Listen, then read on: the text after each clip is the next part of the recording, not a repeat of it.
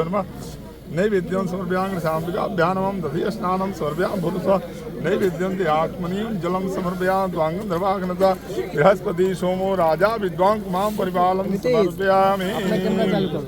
सुमन जिंदाबाद जिंदाबाद जिंदाबाद।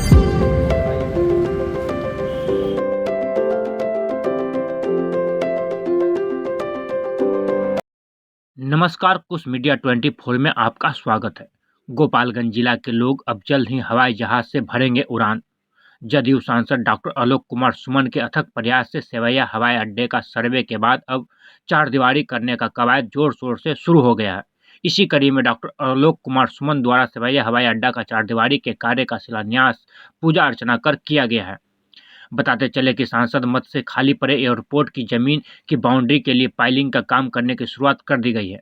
517 एकड़ में फैले सेवैया हवाई अड्डे का निर्माण द्वितीय विश्व युद्ध के दौरान किया गया था, जो लंबे समय से अपेक्षित था। सांसद बनते ही डॉक्टर आलोक कुमार सुमन ने इस मुद्दे को उठाया तथा उनके अथक प्रयास से सरकार ने उड़ान योजना के अंतर्गत शामिल करने की मंजूरी दी है। इस संदर्भ में डॉक्टर आलोक कुमार सुमन ने बताया कि रक्षा मंत्रालय की ओर से हवाई अड्डा को चालू करने के लिए सकारात्मक पहल की जा रही है। केंद्रीय रक्षा मंत्री की ओर से आश्वासन भी दिया गया है। उन्होंने कहा कि केंद्र सरकार की महत्वपूर्ण योजना उड़ान योजना में इस एयरपोर्ट को शामिल किया गया है। गोपालगंज से नमो नारायण के साथ टीम की रिपोर्ट। सरकार बीडिंग करेगी। बीडिंग में एयरलाइंस जैसे बीडिंग कोई भी एक एयरलाइंस बीडिंग कर देती है, उसके बाद भारत सरकार इसमें काम लगाना शुरू कितना क्षेत्र फिलहाल एक्वायर किया जा रहा है? अभी 280 एकड़ के करीब ये क्षेत्र एक्वायर किया। बीडिंग की कब तक संभावना है?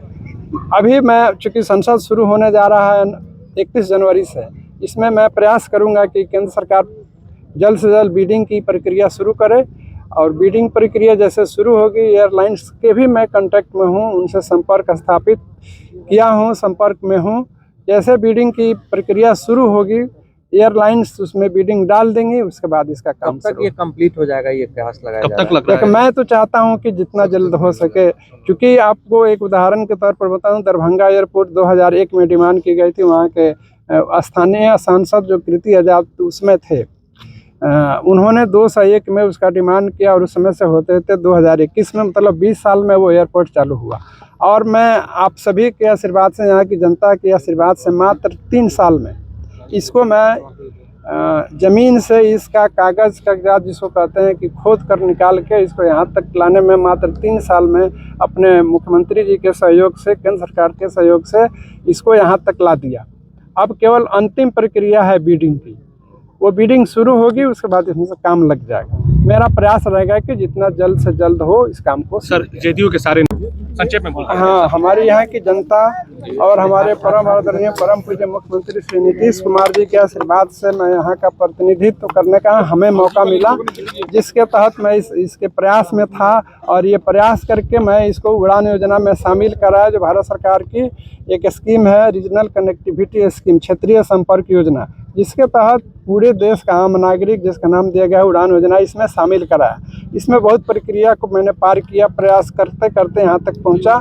अब इसके बाद बाउंड्री की चूँकि ऐसे एयरलाइंस के लिए दिक्कत होती थी कि एयरलाइंस सीधा आके सपना देखती थी तो एक फील्ड जैसा दिखता था, कहीं लगता नहीं था कि एयरपोर्ट है। इसलिए इसके लिए बाउंड्री जरूरी था, चिन्हित करना कि हाँ ये कितना एरिया है। वो उसी के लिए बाउंड्री करने के लिए, चूँकि अभी बाउंड्री में तो करोड़ों का खर्च है, इसलिए अभी तत्काल केंद्र सरकार भी इसमें सक्षम नहीं थी, बोली कि थोड़ा समय लगेगा। तो इसलिए मैं अपने मत से 30 लाख रुपए देकर इसके पिलर की व्यवस्था की है। और ये पिलर की संख्या करीब करीब 700 है।